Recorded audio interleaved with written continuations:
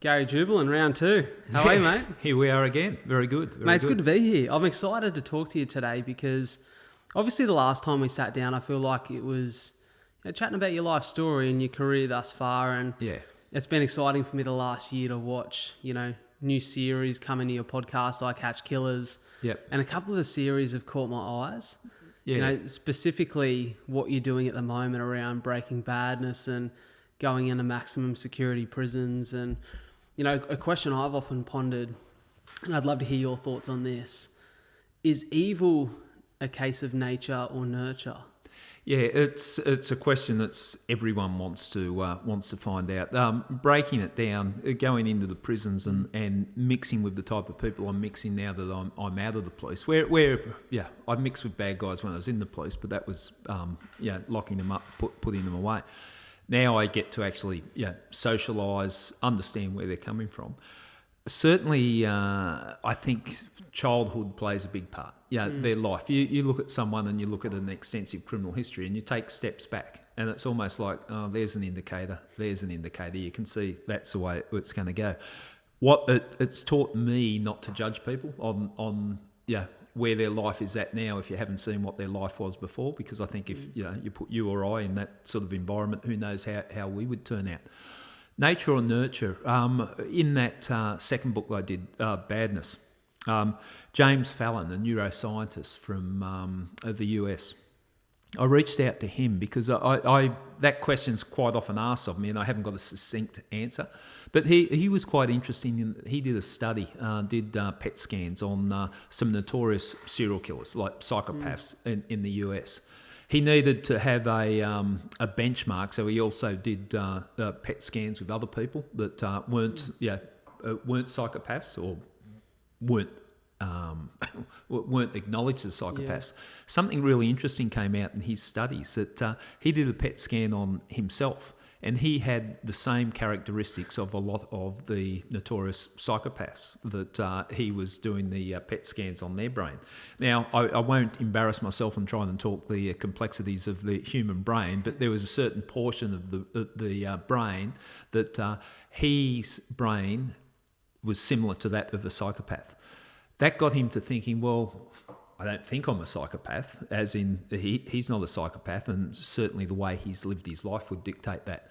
And then he looked at the people with that same brain characteristic and looked at their childhood, those early development years. And he then reflected on what his early years were. And I'm talking the sort of 2-3-year-old type. He was in a loving environment, a cared environment, and nurtured. He came to the conclusion that plays a big part in it, that you could have the potential to be a psychopath, but if you're given that love and nurturing that we all should get as a child, maybe that steers you in a different direction. So long and the short of it, he's saying it's almost like a combination of nature and nurture, which makes sense to me. I think out of all the explanations I've heard, that seems to sit well with me in that, you put people in an environment that have a predisposition for going off track, and a bad environment, it's almost like a given. They're going to go down that path. Yeah, it's very interesting, and because, I've often wondered, that sort of research, does it go undiscovered if, for example, James didn't have that portion of his brain identifying with the way that those other psychopaths do? Like, would he have gone as deep? Or would it have been a more surface level discovery? Probably, I would imagine, surface level, and it evolves, like the science evolves. I learned a lot from a forensic psychologist that I worked with in the police, Dr. Sarah Yule, and I worked with her on a number of complex murder investigations, and we're good mates.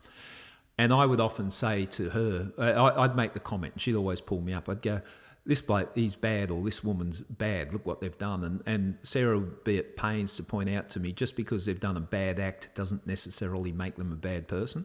Now, in my cop mentality, I'm going, like that. But really, when you think about it, and what I've learnt since I've left the police, where I'm looking at life with a little bit a more different perspective, I think that's very much like we all make mistakes. You make mistakes, I make mistakes. Does it make us a bad person?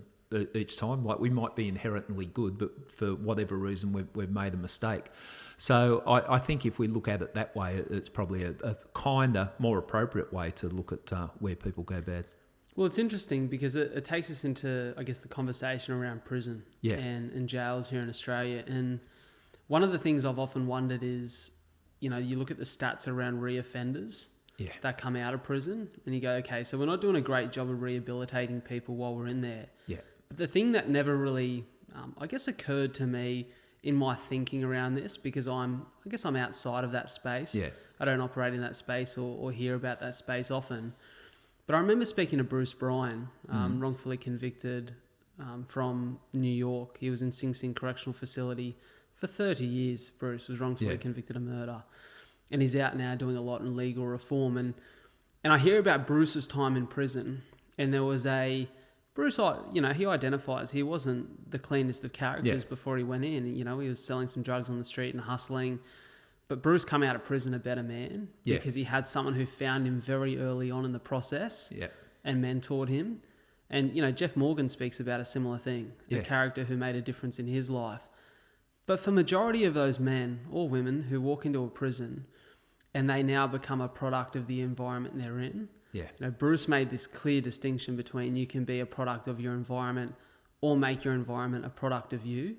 And I think for some people who aren't conscious enough to recognise it, you know, it seems that we're creating animals in prison cells. Yeah, look, I find that fascinating. I think, you know, when we talk about getting tough on crime and we're going to make the sentences harder and, you know, legislation and change the laws, I never, even when I was in the cops, I never really bought into that. I think there's different ways of approaching it. And what you've said there, I concur with. If you treat people in a certain way, they're going to, you know, react a certain way.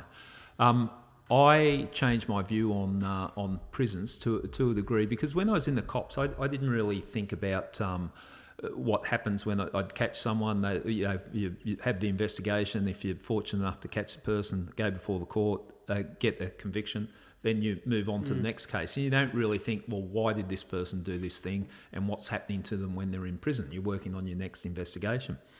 Since I got out of the cops, I've had the opportunity to actually reflect. And Bernie Matthews, who was a notorious criminal in his day, he was also an award-winning journalist. He was a complex character.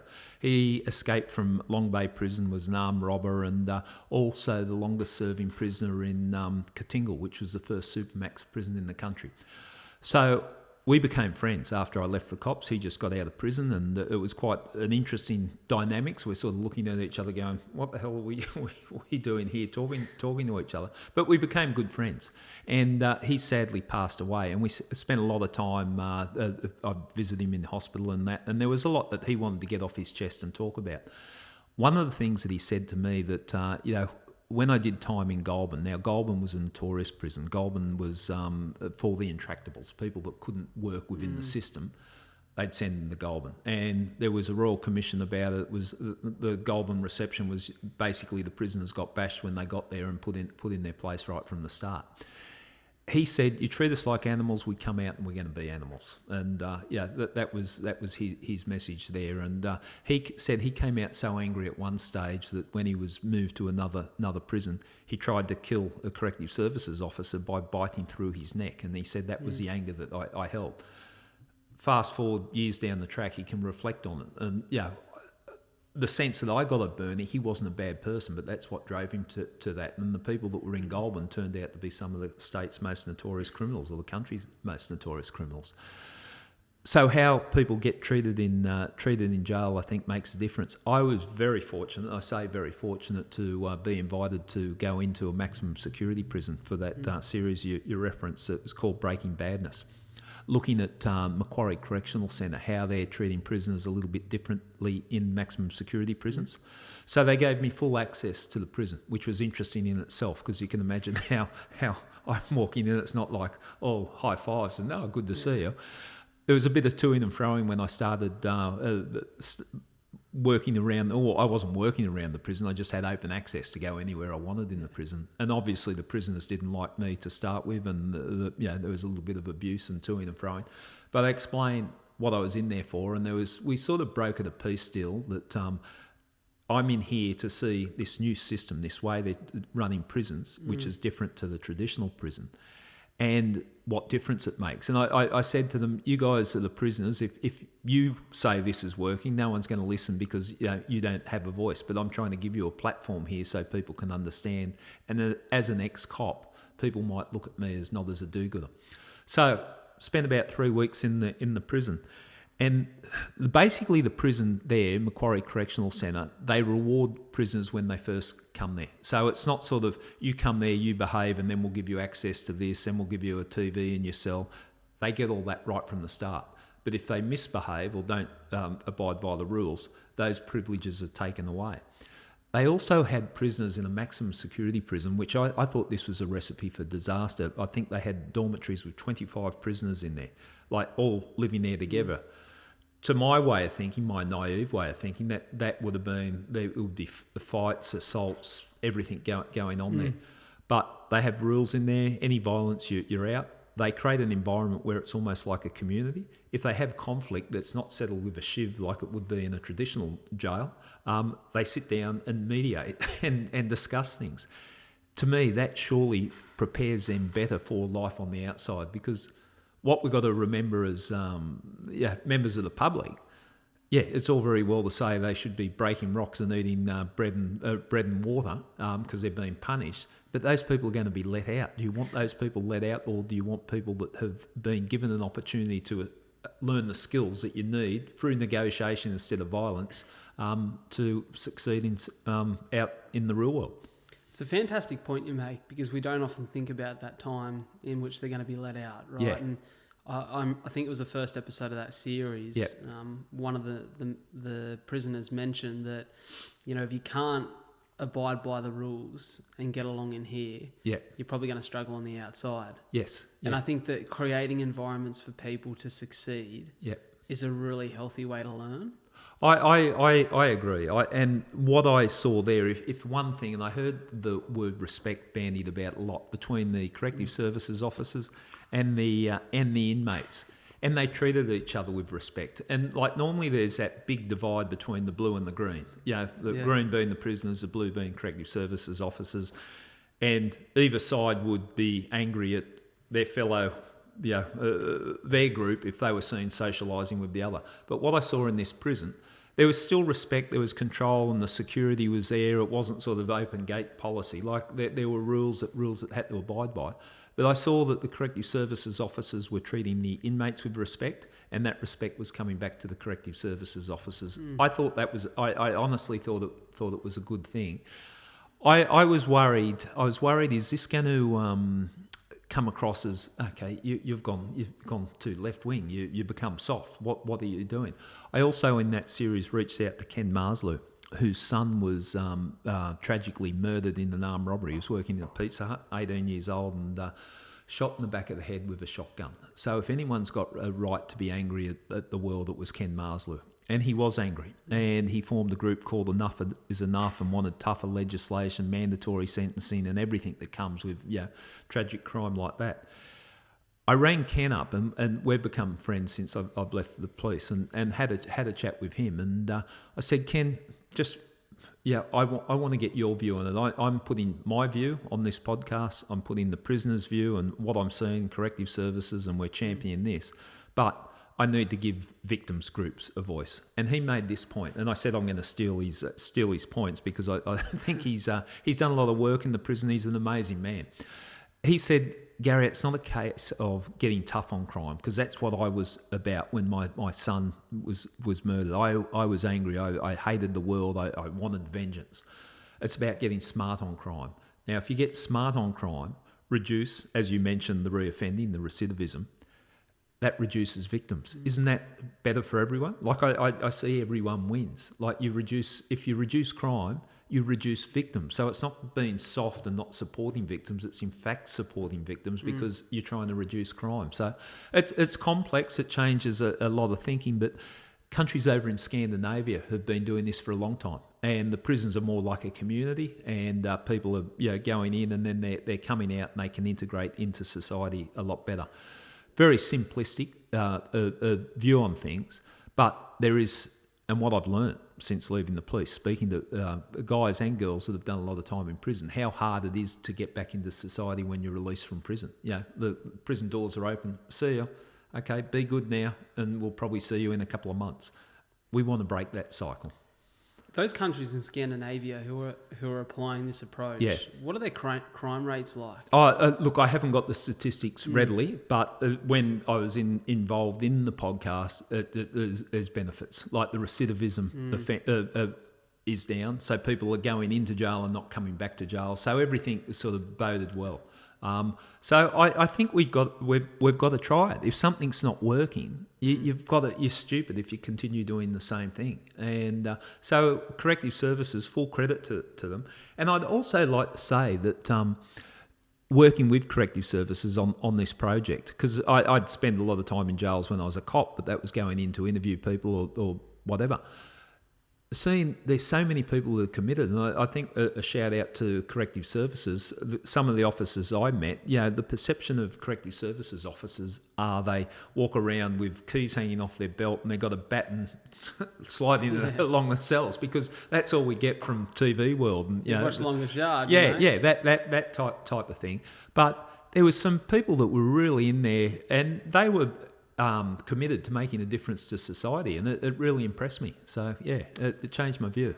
It's funny you say this. I remember back when my old man he would have been 41, 42. Yep. He was in the Coppers still at the time, and he used to play for the Wollongong Police rugby league side.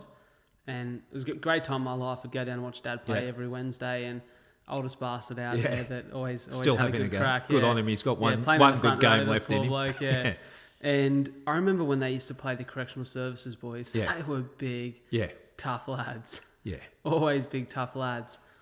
But it's really important that you can still go in there and be capable, physically capable at your job. Yeah. But like you said, have an impact in the way that you handle yourself. Yeah. And I think it's just such an important conversation, because I feel like in Australia, we're very rigid with law. Like law reform doesn't change much. Do you feel that? I had, and I won't mention the politician, but I had a meeting with an interstate politician just this week, and we're talking about that, and he was just sort of getting my views on law and order issues and that. And I said, even as a police officer, and more so now, because I see the world in a more holistic view, not just through the lens of a copper, I never liked there'd be a crime that gets the public's attention, and then so the media headlines, and I work in the media, so if I'm criticising the media, it's just the headlines that people, wow, okay, that's a horrible crime. Public get enraged by what's happened. Politicians are then reacting to the public, and then legislation, mandatory sentencing, get tough on bail, do this, do that. I don't necessarily think it works. I sometimes it needs to come into place. Sometimes things need to evolve, and new legislation is important. But I think we've got to look at it a bigger picture. It's not a one thing can fix all. And where there's high crime, cops would often say, inform cops, well, we can't arrest our way out of that. So by that I mean, if there's a lot of crime around here, okay, we're just going to put more and more cops in here, and it just sort of escalates and doesn't work. Let's look at what the core problem is. Why? If it might be a drug issue in an area. Why are so many people using drugs in this area? Okay, we can arrest everyone that's carrying drugs on them. We can put them before the court and guarantee they'll walk out and be using again. Or we can look at how to prevent it before it actually occurs. So, I think, and it's complex. I haven't got the answers for everything, but I think we've got to look at it not just how do we fix it at the end, but how do we prevent it? And so we approach it that way. Yeah, it's treating cause as opposed to symptom. Anything. Well, Eastern medicine compared to Western medicine. Eastern medicine is very much prevention, and Correct. Western medicine is, we'll cure it at the end. We'll get the surgeon in and we'll fix this up. So if you can prevent it, it seems to me to be a better way of approaching it. For sure. You spoke before about supermax prisons. Yeah. I think for the average Australian, myself included, my understanding of prisons and those systems is off the back of little things I hear on your podcast, things I see in film. I know film and Hollywood tells tales sometimes and likes to add a bit of GST or a bit of mayo. Yeah. But I'd love to know, what's the difference between a standard prison and a supermax? Supermax is the prisoners that are deemed to be high risk. High risk in if we've got to protect society from it. We can't let them have the reach in a lower level prison system. What I find with jails like Supermax, and the technology now, Supermaxes, they're pretty secure. Like you can't move. They got CCTV cameras everywhere. It's not a matter of just sort of climbing over the fence or digging a tunnel and that type of thing. So they're secure, but they're in there to prevent further crime. So you don't just find yourself in Supermax. There's a reason why you'd be in a Supermax prison. What I find with prisons, they all have a sort of, I'm talking as an expert on prisons. I'm certainly not. I'm just saying from my point of view, my observation. Some prisons seem to have a certain vibe, and that it feels like a powder keg. What I found at Wellington, at Macquarie Correctional Centre, I'm walking through the gym in the prison, or walking through the yards. Now, in other prisons, the vibe would be, this is not quite feeling right. There was a lot of very capable, willing people in that environment, and I'm not just talking about violence towards myself. It didn't feel like that powder keg that you feel in other prisons. And speaking to the prisoners in there, and in Wellington maximum security prison as well, they were saying, You wake up, so a young bloke goes into prison. Now, let's just forget the crime to start with, why they're in prison. Said every day was a survival. If you walked out in the yard, if someone bumped you, looked at you the wrong way, you had to stand up for yourself, otherwise you were going to be taken advantage of. And so they're living with this hyper alertness, and they would call it a bridge up, which is walking around angry and all the time. So don't you fuck with me, or there's consequences. That attitude, and they made the point that when you've been in that environment for a couple of years, every day you had to strut around like that and not show any weakness. When you get out into the community, it's hard to adjust that thinking, and that can lead you into trouble again, because it could be just you're out and about, someone's just mucking around, but you think they've taken the piss out of you or done something disrespectful, and you're going to retaliate like you were taught in prison. So there's that environment, and that's not conducive to creating good people. The other thing in Macquarie Centre, which I liked, and a couple of prisoners actually dropped you can tell a lot in the language. They said after they finish their shift, they go home. Now, go home is going to the dorm. Like, I've never heard a prisoner say you go home to go to your cell. Yeah. They're going home to the dorm. So they break it up, like 6 hours in the morning they might study, and 6 hours in the afternoon they might work. And they rotate that through. So a week feels like a normal week in the world that we live in outside of prison, where I think on Sunday that it wasn't compulsory. You had some downtime. So it gave them purpose and routine in life, which is... Sure. It makes so much sense, because in the other prisons, they might be locked in their cell for 16 hours a day or 18 hours a day, and then they get let out in the yard and they've got to strut around there and be tough guys because someone might take advantage of them, and then they get back in their cell.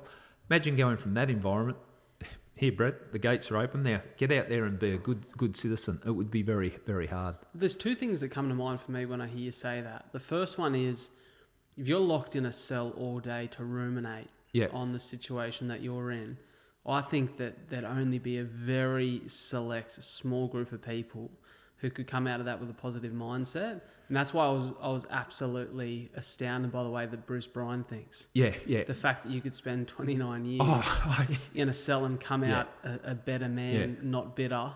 That's Nelson Mandela stuff. It's incredible, right? Yeah. It's I can imagine it's such a small percentage of people. Yeah. And I couldn't even say that I'd be the same. No. I think it'd be so difficult. Yeah, I think that injustice, and I find those stories fascinating where people have been wrongfully convicted and then can take ownership. One thing that is speaking to people that lives have gone off track, a lot of people that I respect and inspire me that have turned their life around, they come to this conclusion, well, okay, I could blame you, I could blame this, I could blame the system, but I've just got to take ownership, and there's only one person that controls the situation I'm in, and that's myself. And I like that's way of approaching life. I'm not saying I can do it.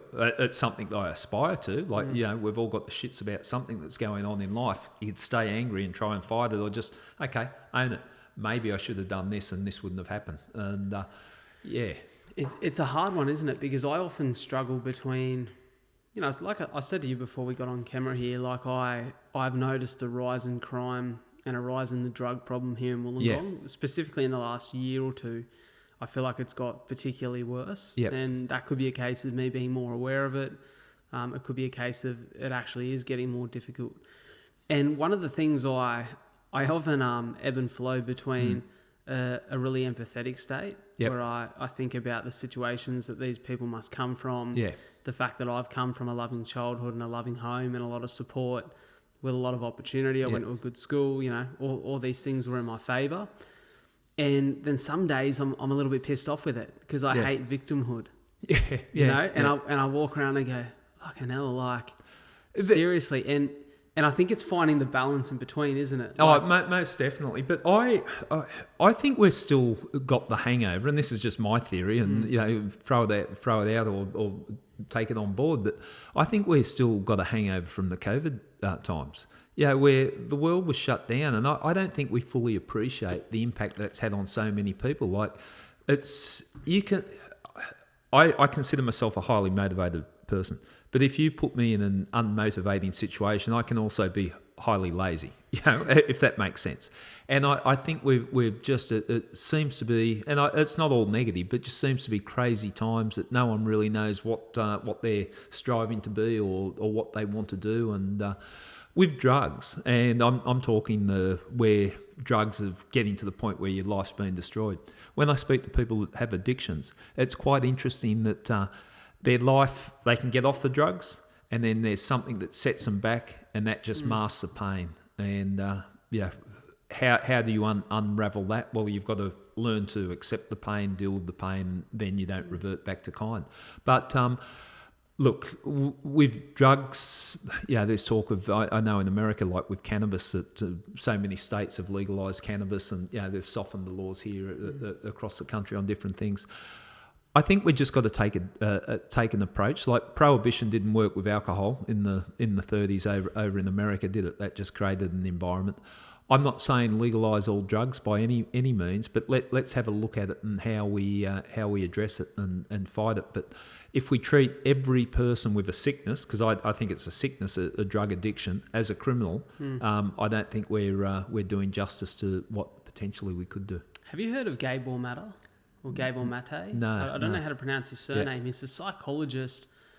He's European. I can't remember exactly where he's from, but he's done a lot of work in this space with people who have addiction. Yeah. And he says exactly the sentiment that you just left there in, we have to treat this as a sickness, not as an addiction, not as a problem, because these people are masking the pain of something, and it often comes from childhood.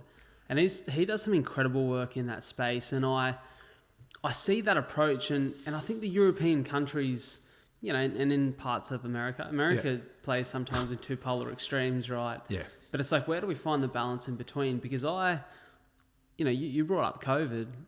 I look back on COVID time. Yeah. And mate, I was one of those people who was like, fuck, everyone should just get the jab. Let's just get on with it. Let's move forward. Yeah. Sitting here now in 2024, I'm looking back going, I don't know that was the right answer to the problem at hand. Yeah. Like, a bit of perspective now and a little bit of distance from the problem.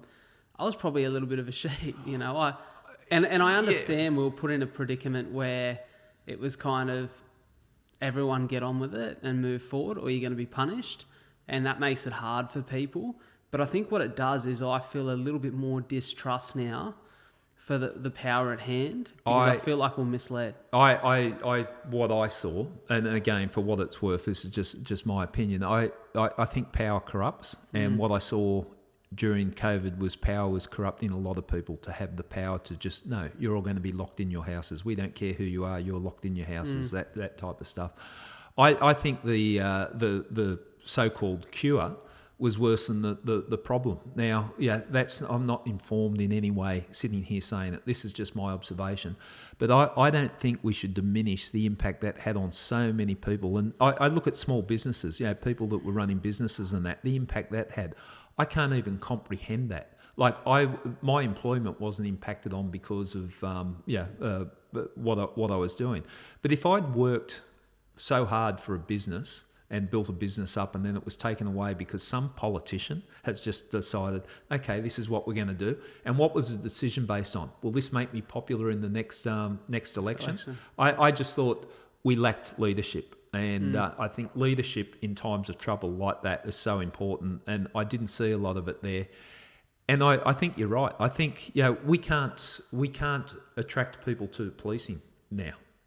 It's across the country. All the state police are working understaffed, and there's not people that want to join the police. I wonder what's that about. Did we lose respect for authority? That we were marching. When you walk into somewhere and they put arrows, you've got to step on these arrows, like stuff like that. It was just mind-numbing, mind-numbing. And I think people just got jack of it. And I don't know if we can, have the respect that we had. And I don't think police wanted to police, like, you're out after 9 o'clock. What are you doing? You're committing an offence. Where's your mask? So I think, society perhaps lost a little bit of trust in the authority, that they're not always looking after our interests. Well, I think we have an illusion in society that if we set a rule, that everyone, even the people who feel like life isn't working in their favour already, are going to abide by them. Yeah. And so I think that, I can't remember who it was that I heard this from, but I heard this really valid and incredible question, that we all think that we're going to stand up and do what's right when the situation unfolds in front of us. Yeah. But often, majority of people just become another one of the crowd who go in the direction that they're told to go in. Great example of that, an extreme example of that, is if you look at Nazi Germany, we can look at it from this perspective and go, clearly wrong. Yeah. But why did so many people think it was right? Yeah. Because they were fed a lie, they were fed a narrative from a person who was a sociopath, an absolute psychopath, and they bought into that. They bought into that. And there were extreme people in you look at the SS Army, horrible people, but you see these depictions of stories and characters that are told over time of people who clearly knew they were doing the wrong thing but acted out of fear. Yeah. Right? And so we think, okay, we can sit here now, and COVID was another great example of this, and go, this doesn't feel right, but I'm going to do what I'm told. Therein lies the point, and this is what disappoints me as an individual, society as a group, that it was almost like you couldn't speak up, could you? You didn't want to put your hand up. And for it. Those people that they'd see someone walking with a mask and they'd be screaming, "You haven't got your mask on!" Like, really? Let's all take a step back.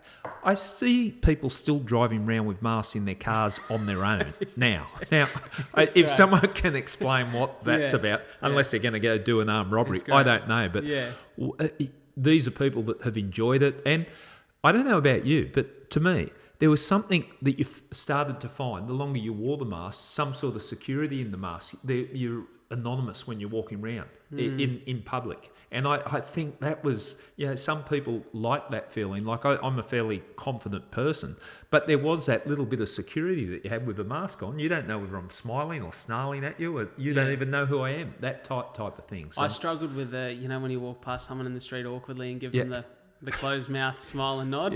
I struggled that I couldn't do that anymore. I couldn't give you the acknowledgement. But I think it's, I'll put my hand up, Gary, and say that I wasn't one of the people on the street calling people out. But I was definitely one of the people who followed the rules to a T. I look back in hindsight and go, I really folded there. And not to say that I was going to be out on the street loitering and, and making problems because I disagreed with what was happening. But I wish I had actually assess the situation. And the thing is, you spoke about media. I'm somewhat technically involved in media because of what I do here, and I've written articles and done those sort of things.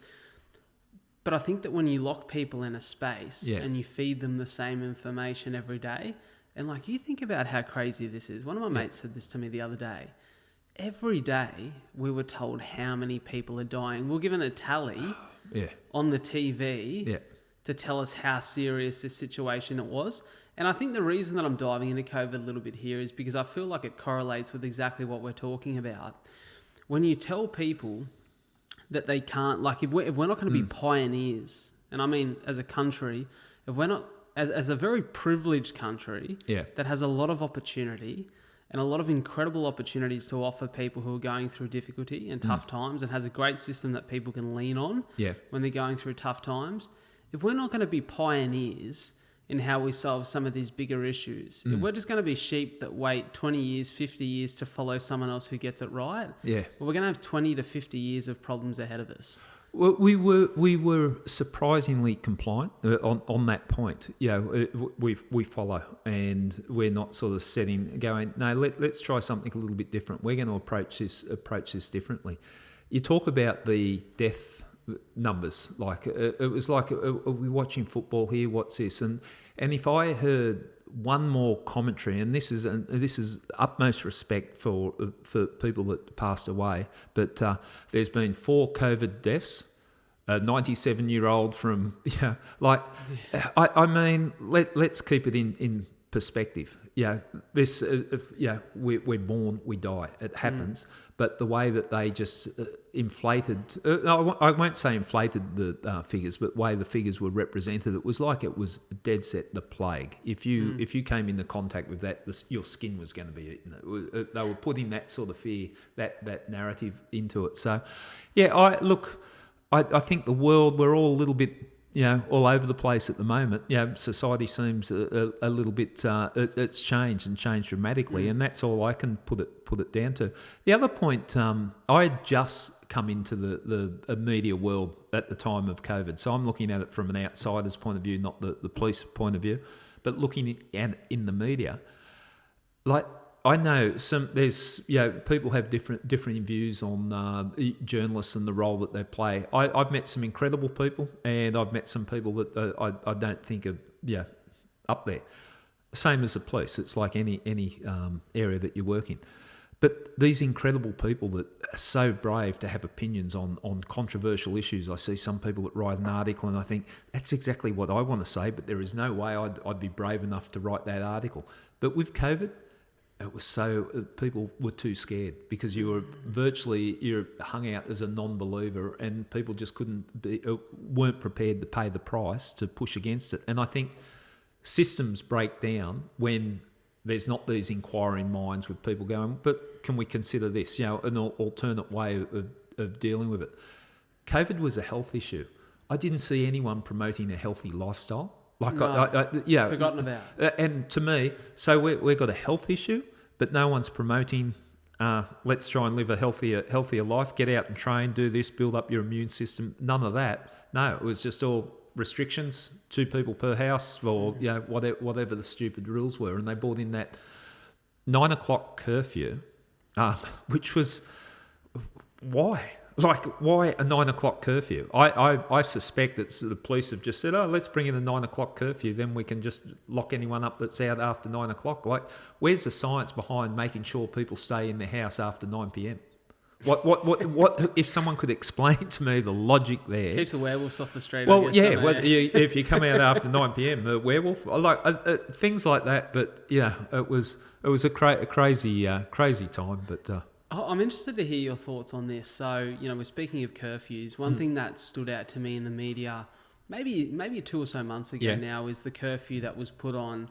I think it was anyone under the age of 16 in the Northern Territory. Northern Territory. Yeah, and I just don't know how I felt about that. I felt really disappointed for these kids who are obviously going through tough times at home. I thought, how many of those situations are kids who are in a violent household and are escaping a situation at home that they can't control?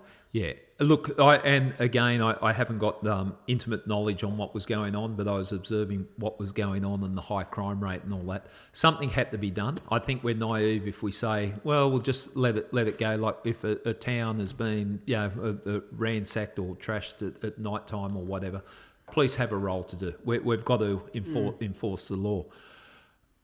I see that and I understand that, but I also look at what the cause problem is, and you say so. It's got to be, I think, a multi-layered approach to resolve those situations.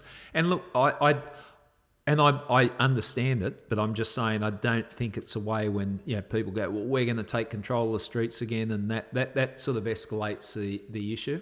But policing, and this is a general view, and I'm going off track a little bit on what the question or the issue that you raised, but police should be judged on what service they provide to a community.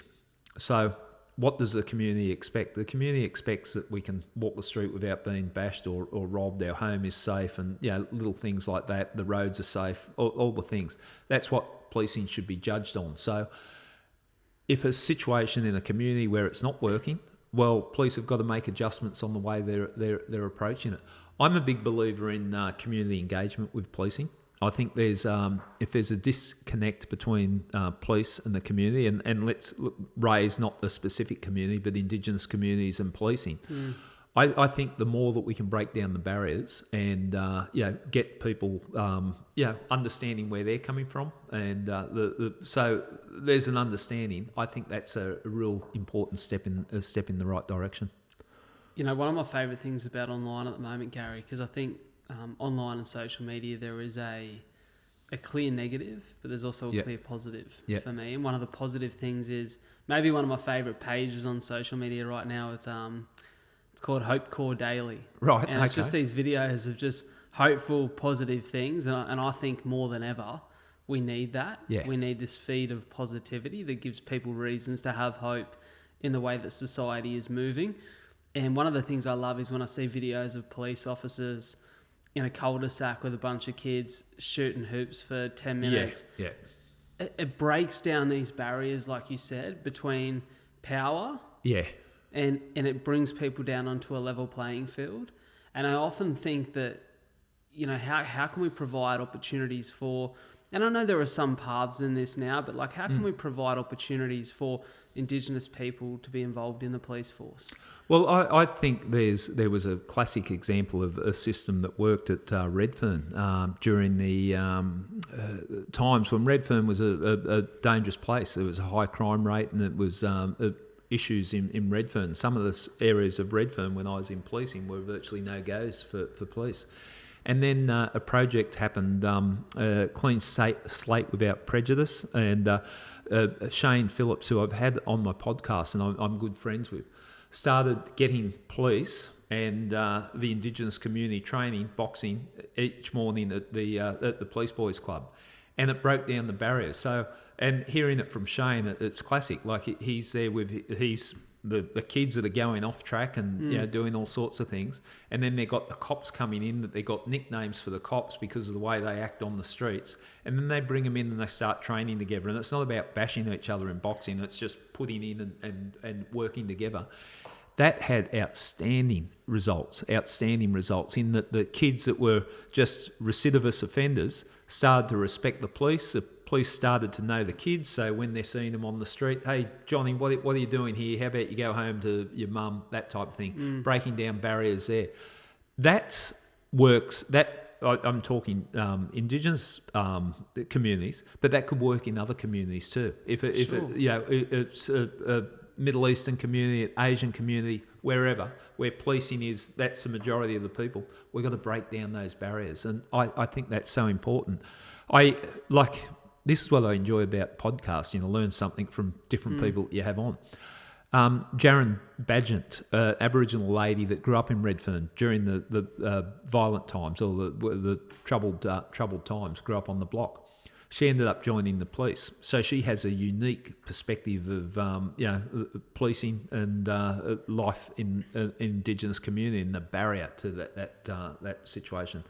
I think it was her that said to me, if a police officer went out to and I learnt this in my own experience in the cops doing some investigations, went to work in a community that, they mightn't have grown up in an Indigenous community, like the cops mightn't have an understanding of what it's like. What if you transferred? What if you joined the cops? You haven't had dealings with many First Nations people or understand their community. They transfer you out to a country town that has a high Indigenous population. You're going to go in there with your biases and misunderstandings as a white fella growing up in a different environment. What if the first week that you get there to your station, you just hang out with the Indigenous community? You go for walks with them, hang out, socialise with them, get to know them, play sport with them, all that.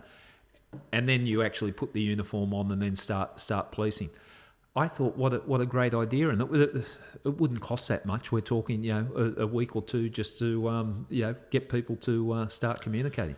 There's got to be initiative from the singular person's perspective, right? There has to be some initiative to want to be a part of a better solution for society. Yeah. And I don't want to go Hollywood on us here, but like I hear you say that, and the thing that sprung immediately to my mind is the movie Remember the Titans. I saw it a long time ago. Yeah, yeah, was, and like yeah. you think, there was a divide. There was a football team. Yeah, that divide between the white guys and the black guys on the team. Yeah. Black coach comes in, Yeah. and his initial thought is, let's get these guys spending time together. Let's room a white guy with a black guy. Yeah.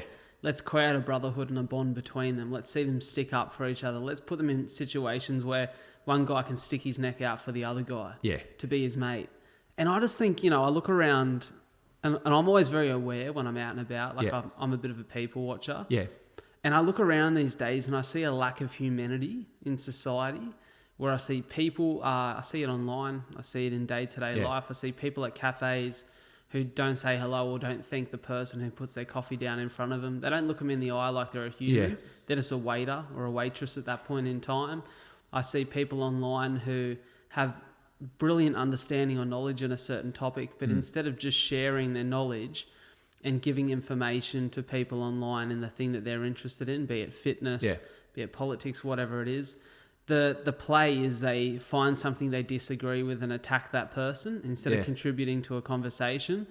And so I see this breakdown in humanity where everyone wants to attack what they don't believe in, or stick up a hand to say, hey, this is what I disagree with, or this is how I'm different to you. No one wants to find common ground anymore. Well, I do think as much as technology has opened communications, I'm in little different groups of people that you associate with, but they become text messages and you stay in contact, but we don't pick up the phone and actually talk to each other. We'll make a smart-ass comment or something collectively as a group, and there'll be another comment back, or there'll be some genuine comments like, oh, well done on this or that, congratulations, something like that. But before we'd pick the phone up, I put my hand up to this. This is something I'm trying to change in myself. Well, there's a lot of things I want to change in myself, but we catch Ubers. Like I live in Sydney, so you're always jumping in an Uber. It's fairly cheap, just going around the city. When I used to catch a taxi, I used to have or catch taxis. I used to have some great conversations with taxi drivers because they've got fascinating lives. Invariably, they've come from overseas and they've come over here as an 18-year-old and couldn't speak English, and you really enjoy the trip and fascinating stories. Now I feel like I'm just this arrogant cock that gets in the back of the seat, because I always sat in the front seat until COVID, but now I'm comfortable seeing the back seat, so you feel like you're being chauffeured. Before I would sit in the front seat and have a genuine conversation with a person and learn things. Now I just sit in the back, get my phone out, and if they talk, I'm thinking, oh, stop talking. I'm trying to do something stupid on my phone. And I think that type of communication breaks down. Yeah, it's something I've noticed in myself is as I've gotten busier in my life, and I'm a full believer for you need some balance. You need some you time and that as well. But because the amount of communication and connection I have online, I've almost tried to in some areas limit it a little bit on the outside of my life, and I'm always a pretty chatty guy. Yeah. Like I love a yarn. I can tell that. Yeah. And so if I'm out at a cafe, I chat to the barista, I chat to the person who's taking my order. If I'm at Woolies, I always chat to the girls that are on checkout there, and I know their lives, and I've got questions for them. And so I'm a relatively connected guy, but I sometimes find myself disengaging from the idea of community. Yeah. Because I feel so connected online. And it's not even that I feel like I'm getting positive connection online. Yeah. I'm just getting an abundance of numbers, figures, faces, messages, comments. Yeah. And it's actually taking away from the outside connection or the want or the desire for it, which is the one that I think gives us more fulfillment. Yeah, I agree with you 100%, and I'm guilty of that too. I can sit at home and literally not speak to someone. I live on my own, literally not speak to someone all day, but I've had all these interactions, whether it by email, text or whatever, And I think, oh, well, I'm still communicating. But when it's all said and done, life's missing something when you haven't got human contact and just sit and have a yarn. I've seen, and something that sort of opened my eyes to it, because I've been so busy in life with policing, you're pushing things aside. Where in the community I live in, and in a city community in Sydney, there's people that just like to, after we train in the morning, do some training, and then go to a cafe and just sit there, and we'll just talk shit half the time. Like we're not solving world problems; it's just having a bit of fun and communication. Took me a while to sort of ease into that. I'm sort of thinking, well, I've trained, now I can get home and have my shower, and then I can start work and blah blah blah. Yeah. And I've watched these people, an eclectic group of people, so from all walks of life, just sit there and enjoy just each other's company, having a coffee or whatever after training, and just And I've learnt how rewarding that can be in a life that otherwise was very structured. Okay, train, shower, breakfast, work, and you get through it, and you can achieve a lot being that structured. But I can also be counterproductive because I'm just shuffling papers. I'm not achieving anything. And what I've found, the joy of just sitting down and just talking, just communicating, and just learning a little bit about you, a little bit, give away a little bit about yourself, have a laugh at each other, and that type of thing. Yeah, well, we're all about productivity these days, right? Yeah. And it's always, how efficient can I be? And I remember hearing Tim Ferriss, Tim Ferriss, one of the legends of the podcasting world, and Tim was saying that he's actually these days looking to be less productive, and that caused a bit of an uproar online, people asking what he means. Yeah. And really it come down to being effective as opposed to efficient. Like, is the thing you're doing effective?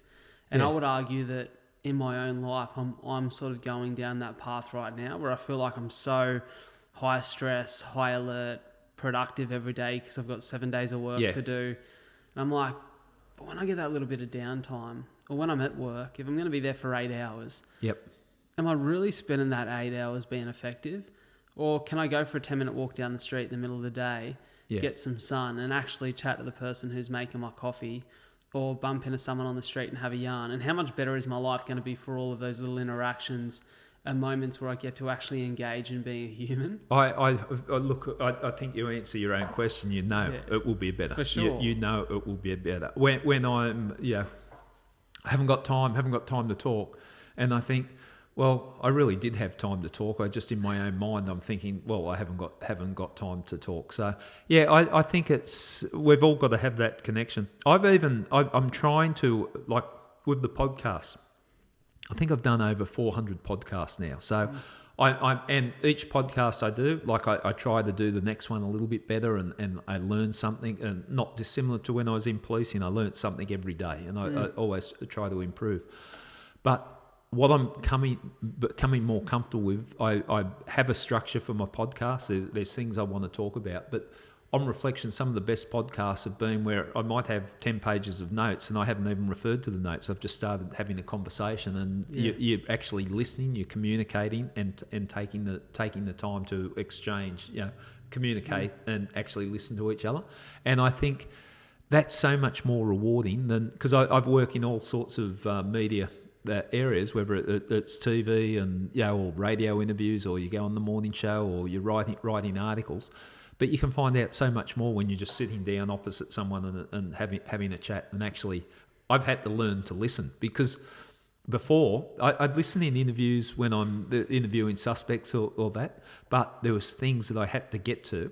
And now, okay, just take a time to have a yarn, and people that are more zen than me, and people that I look at and respect and go, you seem to know what life's about, have that ability to just sit down and talk. I've got a mate, I won't mention him, but we go away occasionally on surfing trips, and the group of us, we're always bagging our mate, because he's always talking to people, because it's just embarrassing. He can walk through the airport and he's made a new best friend, no matter where you go.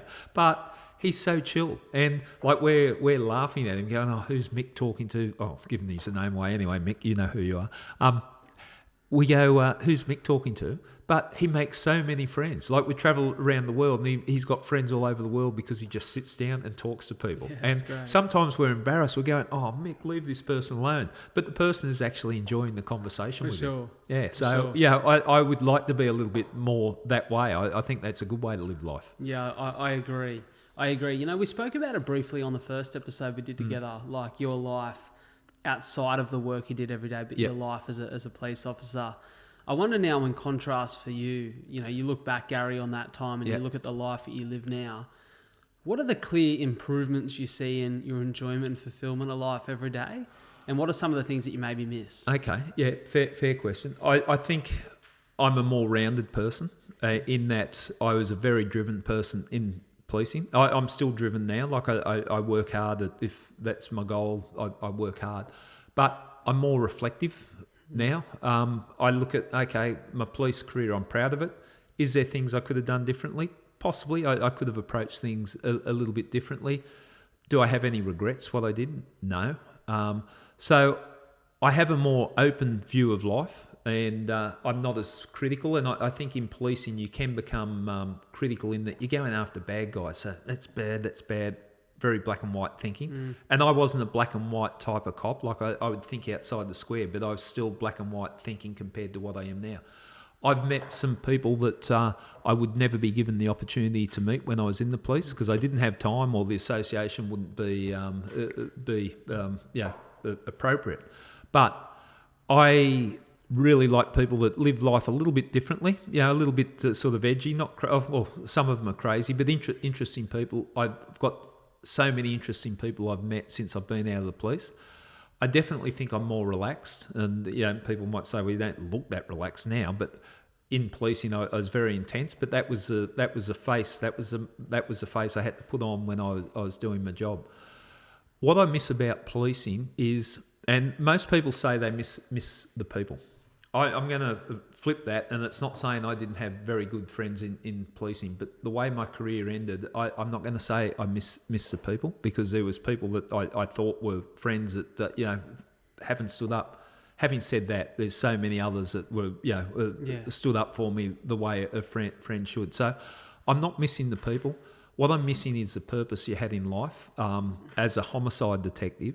That no matter what I was, to explain this, even if my personal life, which was, it's had its ups and downs, was off track, I was thinking, well, at least I'm doing some good. I'm doing some good for the community because I'm working hard for the victims' families, and doing the right thing. I miss that sense of purpose, and that's something that I got from policing. In that, I can look at myself, and I think I'm doing stuff that's worthwhile in the media, and changing people's views on certain things and pushing certain things. But it's very hard to replace that, what you got from someone's been murdered. There couldn't be a greater honour than to be responsible for finding the person responsible for that. Like it was something that I considered a privilege and an honour to be given that responsibility. And I miss that. And because my career ended earlier, not earlier, still did a long time, earlier than what I thought. I thought I was at my peak at that time. I still had the energy, I still had the passion, I had the knowledge base, and I'm disappointed about that. But if I could wind everything back, would I prefer to be where I am now or still in the police? I feel like I've been given a second life in what I've done now, and this is I would have just stayed in the police, and I would have always had a reason why I couldn't retire because I haven't solved that case. I don't think it would have been good for my soul. This has sort of flipped me upside down.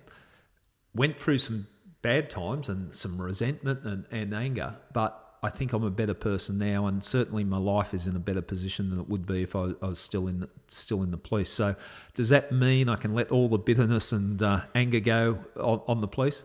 Overall, yes. I love the police. I promote the work they do, and I still feel myself as a policeman. I don't forgive the certain people that betrayed me in certain ways, but I'm not going to hang on to that anger. My form of revenge is going, hey, look, I'm living a good life. I'm enjoying myself. So no great regrets. Learning process. It saddens me, like it's the people that did care for me. it was hard for them to see me going through that situation. But I think they now look at me now and go, well, you've bounced back and you're enjoying life. So I cannot complain about my life. Well, I will complain because I whinge sometimes, but I honestly can't complain about my life. I think how lucky, and I do quite a few things, but just on the podcast front, I get to speak to people that I find fascinating. It's people that I've looked up to as heroes. Like I had Tom Carroll on my podcast. Yeah. Awesome. I grew up with pictures of him on my bedroom wall. Just different things like that. So there's so many things I've got. So thankful that I get to experience, and it's broadening my view on life. And I think I'm a wiser person because I'm a bit slow on the uptake sometimes. I love the positive sentiment there. And the one thing that really stood out to me is you said that you've become a more reflective person, which I think when your life becomes less rigid, it opens space for you to be more reflective and consider the kind of person you are, the kind of life you're leading, the direction that you're headed in. Yeah. Sometimes when the blinker's on, you're just heading in a direction, you kind of end in a destination where you don't know exactly how you got there. Yeah. There's a path behind you, but it's almost been somewhat just second nature. Yeah. Just go. But I wonder for you, I'm a very reflective person. Yeah. I think I've always been since a kid. Yeah. Think a lot, and very deeply about life. Yeah, no, you come across that way. I can see what you're saying. And sometimes it's to the detriment of you because it makes you really stew on things. Yeah. But I think that it's at a net positive, the kind of man I've become, being reflective. But one of the things that I was reflecting on the other day is I'm a very ambitious guy. Yep. I have big dreams for myself, and a lot of those dreams exist in this space in which I'm, sharing stories, connecting with people, talking, and doing this for the podcast and my time on stage as a speaker. One of the things that I asked myself the other day and reflected on is, am I, if my life had different dreams for me, would I be open to them and would I be able to recognise them? Would you pursue them too? Would I pursue them? Yeah, would I be aware enough to see that other doors were opening for me along the way? And sometimes a forced exit of one thing encourages you to step through a new door. But do you think this career would have ever presented itself had your time at the police force not come to an end? Strangely and fortuitously, when my police career started to come to an end, before it became public, within that week, someone reached out to me in the media world, and I won't say who, and said, "Look, want to catch up for a drink?" I said, "Yeah," and she said, "How's your week?" I said, "How's my week?" Because I'd had search warrants executed on me, and put on restricted duties, all that, just 2 days before, and it hadn't. The public wasn't aware of it. But she said, "Oh, look, that's terrible, but it's good for me because what I was here for was to approach you if you wanted to leave the police. There's a career in the media for you." And that's and it ended up playing out to a degree, but that was something I hung on to and thought, okay, well, it's there. But I don't think I would have made the jump. I identified myself so much, and it's a problem when that's your identity, your career is your identity. But I was a policeman in every sense. If I went out, I was a policeman. It was my persona. So I don't think I would have left. But so the people, and this is the irony, and I hope the people that did do the wrong thing by me and deliberately, and this is saying, and I should clarify that because people go, who the hell do I think I am? If I've broken the law, people should, come after me. And I respect that. I have no problem. But this wasn't about breaking the law. This was just having a personal attack on me to destroy my career. I'm talking to those people. I don't want to thank them, but probably I should. That might hurt them even more. Thanks, guys, for what you did, because you've made my life so much more interesting. And what I do like about my life now, with policing, if I was in the media because of the cases I was doing, it was very specific because that's my role and that's what I'm doing. I like to think now I'm more in. If I could describe myself the way I'd like to describe myself now, is I'm a storyteller, and as in telling other people's stories, and that's what I'm enjoying about the podcast world, is that I get to let people create a platform where people can tell a story and change people's views. And I'm proud of what we're doing on the podcast, because you should be. I didn't think I'd find the meaning that I found in policing, because it's clear what your purpose is. Someone's been killed, you catch the person that's killed that person. But what we've done on the podcast, and I was worried that I was going to glorify crime. I catch killers, a podcast. Okay, we're going to get cops saying this is what the bad guys did and when we did this. I didn't want to go down that path. I really didn't want to glorify crime. But what I'm proud of what we're doing on the podcast, we've given those police a platform, and people are interested in detective stories and the work that police do in a whole range of things that you can do in policing. But was also given a platform to the offenders and understanding a little bit about them, given a platform to the victims so people understand this is the consequences of crime. This is the impact that crime has. It just doesn't impact on one person. There's a flow-on effect. So that's been good, and we've championed some causes. And if the courts have got it wrong, we push. If there's some discrimination, we push. If the police have done good work, we'll celebrate. If they've done bad work, we'll identify. I'm proud. I feel like I'm still in that space where I'm making a difference in the criminal justice system in a way. Yeah, certainly. It's funny you talk about the black and white a lot and how rigid it is in your life as a copper. Yep. And I think sometimes the more rigid you become, I heard this incredible quote from James Clear, the author, that the tighter you cling to your current identity, the harder it is to grow beyond it. Yeah, that's a good way of looking at it. I think we all do that in areas of our life, and sometimes it's, like in your case, life forces you away from that identity. It forces you to challenge it. And sometimes other things pop up around us and encourage us to question it. But I think about that grey area and that period in between where we're figuring out, what's ahead of us, and maybe we're not so tightly clinging to anything. And I think about that from the perspective of the law as well. And I remember hearing Matthew McConaughey on Lex Friedman's podcast once, and he spoke about almost the way that he operates as a human being with a bit of what he calls outlaw logic. This ability to identify that sometimes what I may be doing isn't what is said to be correct on paper, but morally it's okay with me. Yeah, it's an interesting point, because I've met some people that their careers, and they have careers in crime, but they got ethics and they've got their moral code. I mightn't agree with their moral code, but they stick to their moral code, and I can respect that to a degree within reason. There's certain natures of crimes, but I've met some interesting people that justice comes in many ways, and they'll take their justice if they need to take justice if someone's done something wrong. And I'm not promoting violence or vigilante type stuff, but they're just stand up people. And I think that's important. You mentioned public speaking and podcast world and all that. Sometimes I just feel like crawling into a hole, and that I don't want to. My comments, like who would be interested in comments, and a lot of impostor syndrome. You've got a successful podcast. You do this and do that. And I do hang on to imposter syndrome, that people are going to wake up to the fact that I know nothing. Like what I'm doing, I feel like Forrest Gump. How have I found myself in this situation?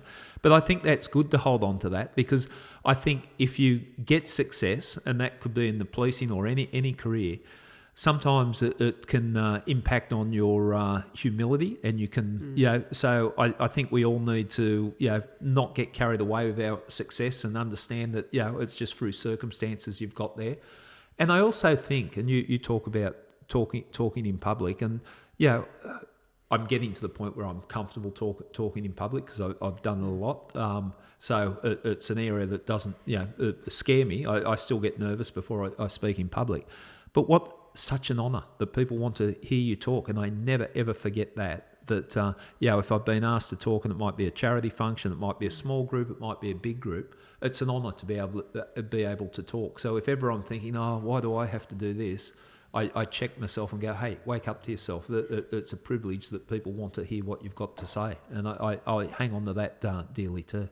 I think the challenge that you alluded to there of becoming a little bit too high on your own supply, or starting to see yourself with too much self-importance. It's a really interesting challenge, isn't it? Because, sometimes when you operate in the space of, like you said, being a podcaster or a speaker, you stress that if your value isn't understood, that your career could go by the wayside.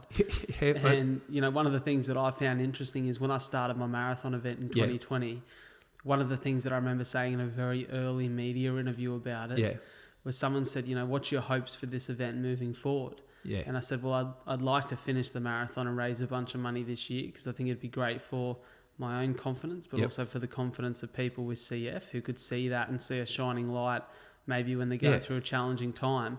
But I said, my hopes are that in a couple of years, this is the normal. People with CF get up out of bed in the morning and can go and run and look after themselves physically, and this not be remarkable, but rather be quite ordinary. Yeah. And I recently had a clip that went out from a podcast episode I'd been a guest on, and me telling a part of my story, and this guy challenged this clip in the comments, and he said something along the lines of what makes your story incredible. He said, I'm not trying to be rude or demeaning, but like plenty of people have got amazing stories. What makes you a credible speaker to get on stage? And I'm like, I think you've hit the nail on the head, because the whole message here is everyone has extraordinary capabilities despite what they're going through. That's the whole point. And everyone does have a story too. That's the thing. So I can understand that, and sometimes I would imagine I feel what you're saying there, or what that comments were. And you look at the comments when you put yourself out on social media, and I'll get a lot of good comments, but you'll get bad comments, and pile on you've said something and someone's taken offence, or someone just hates you. I don't know about you, but I've never put, if I listen to anything that I don't like, I just go, it's not for me. I don't know what drives these people to attack so savagely. And I hear people say, not hear people, I see some comments that when you've got a guest on, let the guest talk, you talk over the top. There's a skill to having a communication with someone, and at the start I was, because I'm trying to, we've got to cover this point, cover that point. But what I think people don't understand, that haven't moved from what the traditional interview conversation was like. You ask me questions, I answer, you ask me a question. Podcasting's not about that. It's about having a conversation. Correct. And I found this in policing, and I find it in podcasting world, that if you are my guest instead of me being your guest, I've got to reveal a little bit about myself, so you feel comfortable revealing about yourself. Then that becomes a conversation. Then you get the interesting things out, and you get the real understanding of who the person is as a guest. Yeah. Some people misunderstand that, and they think, you're talking about yourself. No, what we're doing here is having a conversation, and you reveal a little bit of yourself to me, and I give a little bit back. That's what a conversation is.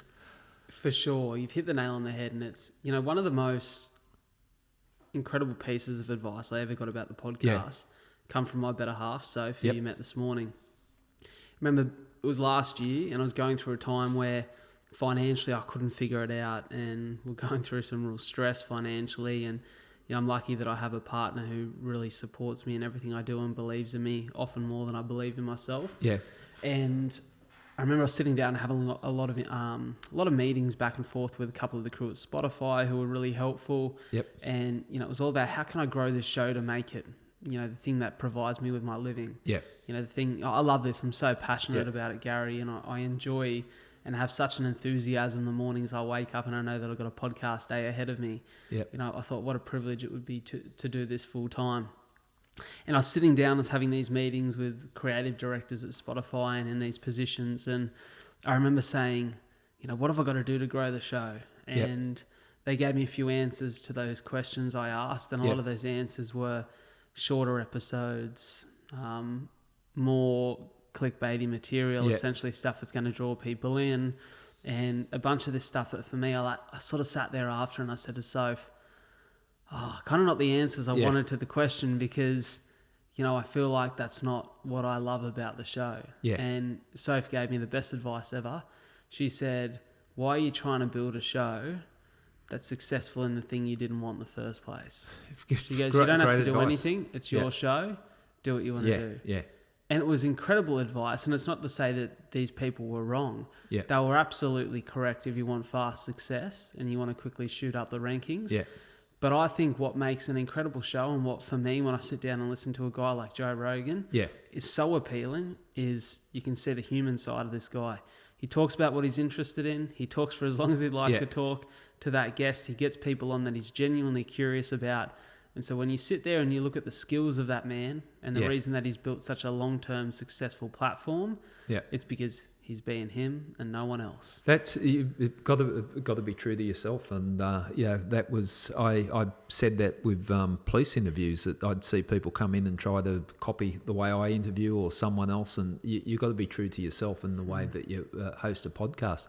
Interesting, that was the advice you've got. When I first started the I Catch Killers podcast, very first episode, I did it with my mate Jason Evers. It was hour and a half, 2 hours, just straight through talking. He was my partner in homicide for 10 years. And the powers that be, when it was sent, they've said, oh, that's good, but just trim it down to about 20, 30 minutes and we'll just talk about that crime, this crime and that crime. And I've got this tape and I'm thinking, that's not what I'm doing. That's what, not the criticism of a current affair, but are we turning this into a current affair, or do you want a long-form podcast talking about crime and understanding crime? Fortunately, Claire Harvey, who was a lady I was reporting to at News Corp at the time, who utmost respect for her. She's a great journalist and just such an impressive person. She listened to it and said, "No, we're going to keep it as is. Why would you change? Why would you change that?" And that was the genesis. Otherwise, I might have just been doing, okay, this is the crime of the day, and talking about that, which is not what I wanted to do. I wanted to understand people, and I think what I hope the I Catch Killers podcast has done is given people an understanding of what crime is all about. Like for 360 degrees, it's not all black and white, and occasionally I'll branch out and have someone that's not overly crime related. It could be a sportsman, it could be a comedian, it could be something that I just find interesting. The point I'm trying to make there to the listeners is that if we do heavy stuff every single week, you're going to get sick of it. I'm going to burn myself out, and we're not going to... There's no longevity there. The way I got through 34 years in the police is to be able to find joy in the darkness. And so we can talk, okay, this serial killer, this tragedy happened, that, okay, people are interested in it and hearing those stories. But sometimes let's all just take a breath and have someone that's just going to make us laugh for 2 hours. For sure. And I think that's... I'm really pleased. And we keep true to the true crime. But if you're going to be a regular listener, if I serve up, okay, this week one person got murdered, next week we're going to have 2 people murdered, wait till week 4, we've got 4 people being murdered. Like where does it stop? So I like to push it a little bit and keep the listeners still loyal to what we're talking about. And Have you ever thought about, as your career develops, branching off and doing, like I think what you done with Breaking Badness was really interesting. It was almost documentary style audio. Yeah. Have you ever thought about, maybe going down like a Hunter S. Thompson route and doing something like he would do in his career, or a Louis Theroux route? Yeah. Where you go and do these longer form visual documentaries and interviews? There's certainly been some interest and some approaches there. It's just finding the right mix and how I want to do it. I now at the point where I feel that I'm comfortable enough in front of a microphone, in front of a camera to, I can know what to do. I can hold the story. If I found something that was worthwhile, that had some purpose, that didn't just glorify a crime, like I don't like to just go, okay, this happened, here's a granny killer, murdered 6 people and rehash that. I'd like it to have a purpose. If there was something that, it could be done.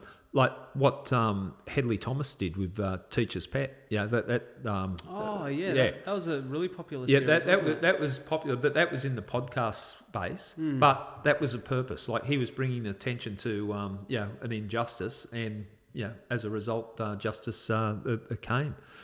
Lynn Dawson case, and the person was convicted of the crime. So I'm not against that. And what I've learnt in the media world, how much it's changing. Like it's just rapidly changing. Like when I first started at the Sunday Telegraph, it was like everything I saw in the movies or hustle and bustle of this is a busy paper and this is what goes on in the office.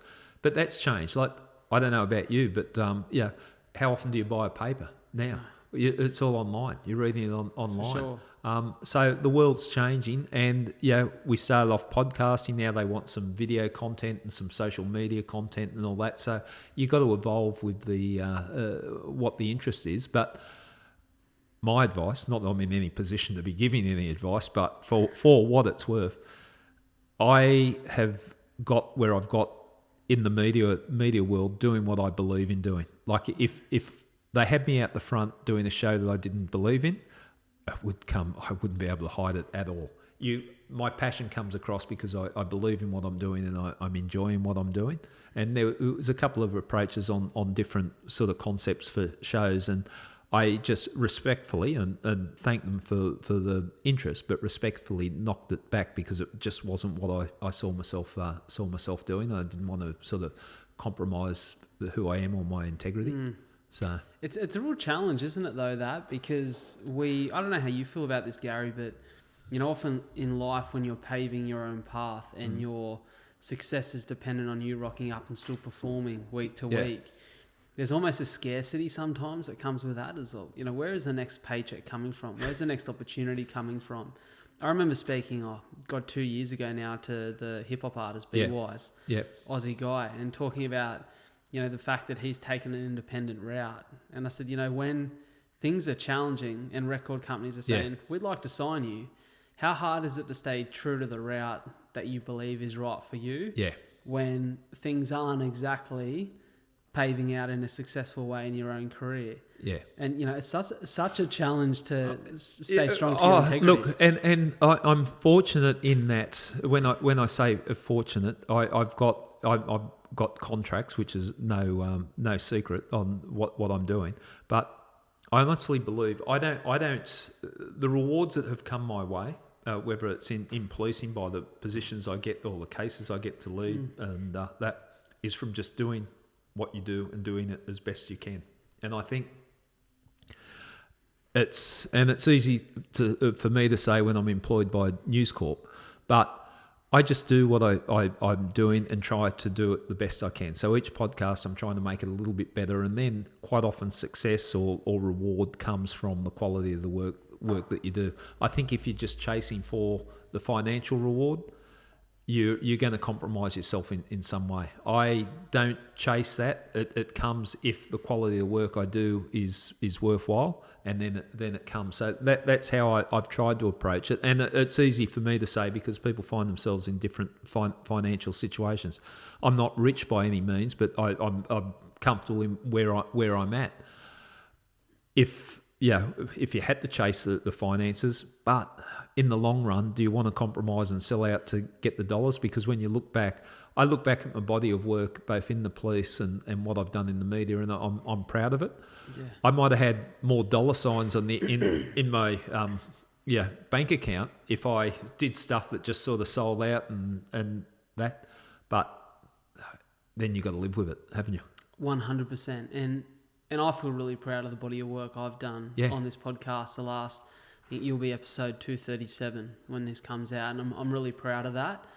I even look back on the earlier stages of the podcast, be it the first year or two, and there's this, you're watching specifically what happens in America, and there's this scene of influencers who just get influencers on, who have got a big audience online, and they really speak about nothing of any value, and it's often just talking about other people and games of Chinese whispers.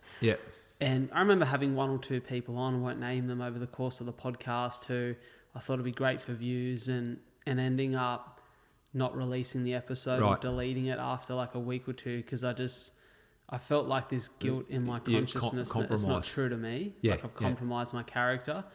And there was nothing that was particularly said on those episodes that was untrue or a poor reflection of who I am. But I just knew it wasn't true to what I was trying to create. What you wanted to create. Well, look, I and this is credit to you. Like when you invited me on the podcast first up, and I looked at some of the stuff you did, and I was impressed by that. And then I was impressed by the work that you've been doing, like with limited resources. And I've made reference to some of the stuff you do at News Corp about the podcast. This is quality. That. This is someone that's, sits down, prepares, and this is a quality podcast. And, I've come back on the second time because I like the work that you're doing. So full credit to you. And it comes across genuine. Like I have done some podcasts when I've gone on people's podcasts, where I'm thinking, why am I here? This is just shit. Like, and this is, they've just, it's like tick off, I've done this person, that person, and they weren't really genuine there.